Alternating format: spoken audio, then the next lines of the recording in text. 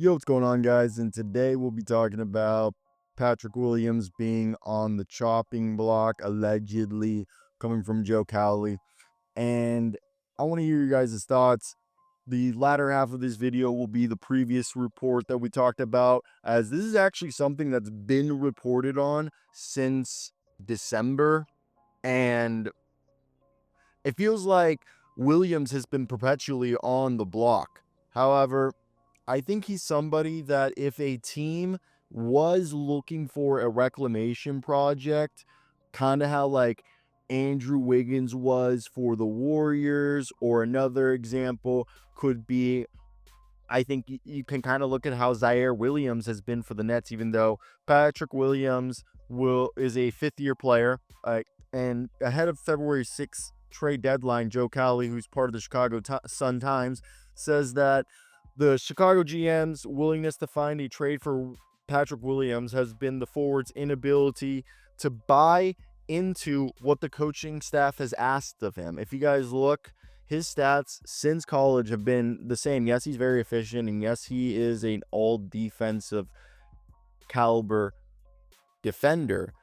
But a guy who signed a 5-year, $90 million extension last year, Billy Donovan recently said that the team needs to get more out of Williams on a nightly basis. He's paid a flat $18 million per season with a player option in 28 to 29. However, he is shooting a career worst 37% from the field, averaging 9 points like he has for much of his career, and a career low 3.8 rebounds. And to me, I think he's a much more consistent three-point shooter than people give him credit for.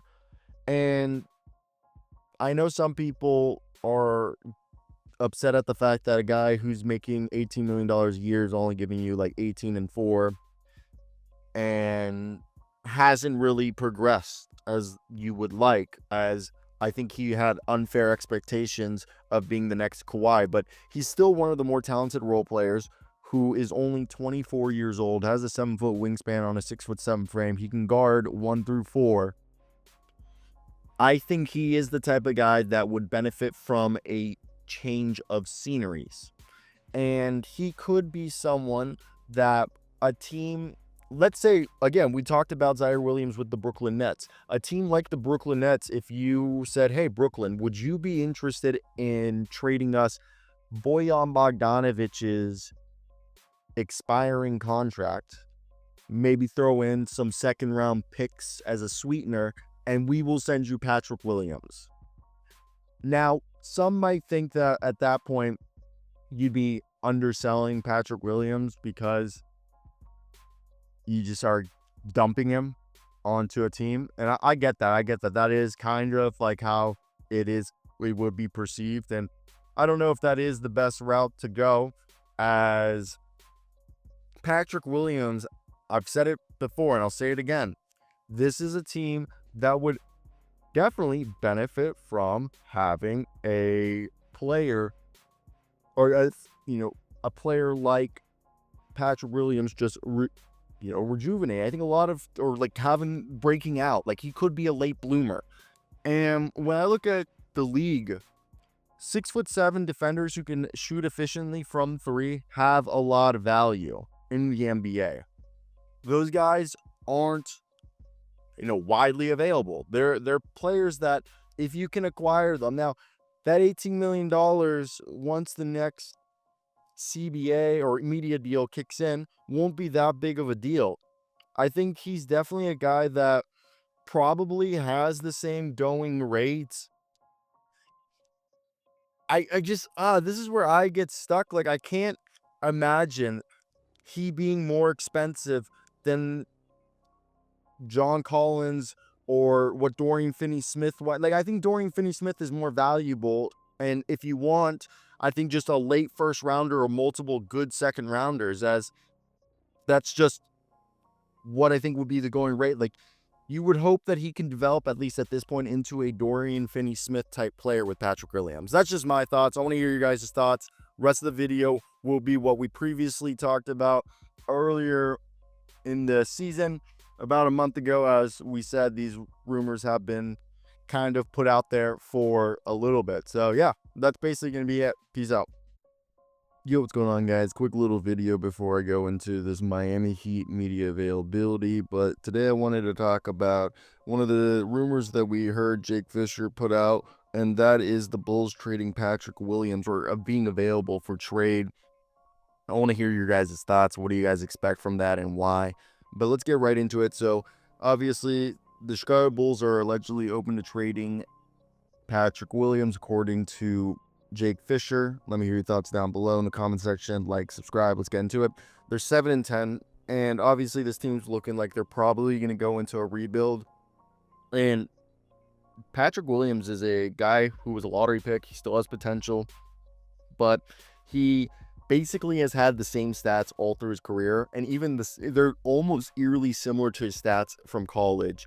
And he's a great defender, like a really good defender, can guard multiple positions. He's a 40% three-point shooter on low volume, but he's a guy that it seems like a lot of teams would be interested in having him. So Patrick Williams so far about just under 10 points a game, 5 rebounds, 2.5 assists. Now he's shooting 37% from the field, but 39% from three. And being 4th overall pick, it hasn't really, lived up to that potential. Despite playing, 29 minutes a night, he's shooting 51% true shooting, which is below league average.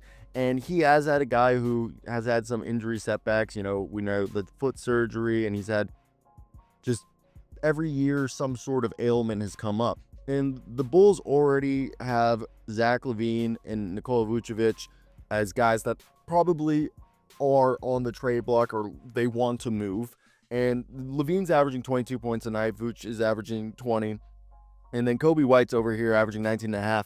And Kobe seems to be a guy that they really like and value. So it's really hard to justify keeping Patrick Williams, especially when the Bulls rank in the bottom in terms of opponent defensive rebounds. They're 25th, and in assists allowed, they're 27th. So he's really just not valuing there. And Jake Fisher labeled Williams as an attainable in the trade market, citing his upside as a former lottery pick. While obviously he hasn't fully tapped into his potential, I think the athletic profile being like a 6'7", 6'8" with a 7-foot wingspan and defensive versatility will give an inexpensive contract will give him interest. So although Fisher noted that Williams isn't on, we didn't really note teams' wish list, I think Golden State is a team that would really like him, especially with Jonathan Kuminga not signing that extension. If they don't want to lose Jonathan Kuminga uncompensated and they just rather go with somebody else because they extended Moses Moody, I think they would bring in Williams, have him be mentored by Draymond Green, and he already fits into Steve Kerr's switch-heavy scheme,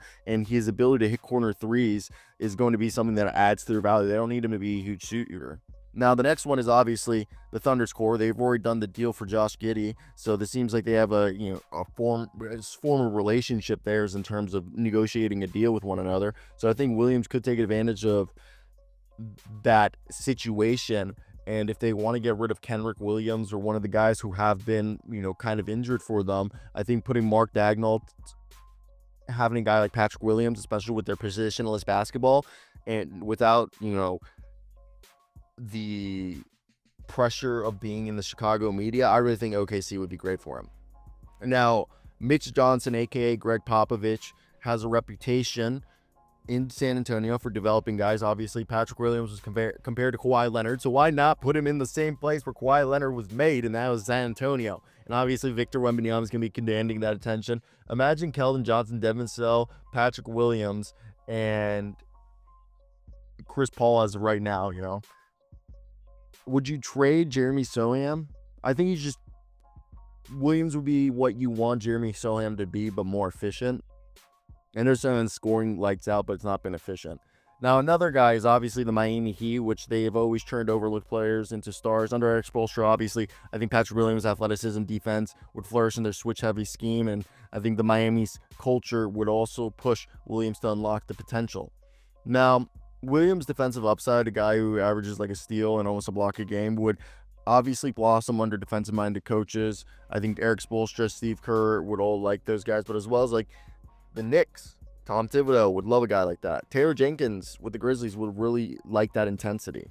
However, I think a player development system like OKC or Miami or even Golden State would flourish in untapping whatever potential there still is there, as they've done a great job in just being able to give those resources to help develop players. And I think, again, guy being 6'6'8" with the 7-foot wingspan and the athleticism that Williams has, he'll fit a lot of teams. And another team, or the Sacramento Kings and the Atlanta Hawks, which they really like those faster paces. So I think it needs to be really, really important to see that. Like, I think a lot of teams are going to have interest in him. Now, I just think at the end of the day, when you look at this, the Bulls being kind of a rebuilding team, and with Patrick Williams basically adding the same stats for his career, showing that he's a good defender. But I think the thing is he'll have interest either a team that are rebuilding, or for a team that is expected, or a team trying to, get more depth on a playoff team. So I think that's going to be the biggest thing, and I want to hear your guys' thoughts down below in the comment section. What do you guys expect and why? I think right here where you look at it, by trading Williams, the Bulls can get some draft assets, and I think Williams gets a fresh start that would better suit for him for his growth, or for whatever situation he'd like to be in right now, whether that's like a team like Golden State or OKC or Miami. I just think Williams has a chance to become more than just a what if player if he could just finally realize the lottery pick upside that he had when he came out of Florida State. So that's like my biggest thing right there, is just like trying to explain is like, hey, like this is a guy who could have, I don't know, I think it's a lot of people give him crap or act like he's not a good player. But I think really what just happened was the situation wasn't a good one. And you look how long it took Kobe White to figure it out. It feels like it took him forever. And that wasn't his fault, okay? So, I mean, like, it is what it is. And sometimes things take longer than others. And maybe he might not become, obviously, I think Kawhi Leonard being like was an outlandish comparison. But it's still, like, there's the potential there. And he's shown that he can be a scorer. I don't know. I do find it interesting, and one of the things that I think is most wild about this is that we're looking at a place or a guy who is still fairly young. What is he, 23? I want to say, that's one thing I didn't even check. I want to say Patrick Williams was 19 when he came in, or 20. Like, the guy's like really young. I think he's my age, 24 at most. He's 23, bro. He just turned 23. Okay, he's 2 years younger than me, so the kid still got time, man. Like, these guys are so young now. Yeah, that's where I'm going to leave this. I hope you guys did enjoy. If you made it to the end of the video, let me know your thoughts. If you had anything else, that's basically everything I had to say. I don't know what else we could talk about. I just want to milk this to the 8-minute marker. If you did make it to the end, like, comment, subscribe, do all that good jazz. It'll mean the world. We're going for 15,000 subscribers, then 20,000, whatever. Follow me on X, Blue Sky, Same as this YouTube channel, and go check out my stuff at hoopshype.com. Peace out, guys. I love y'all.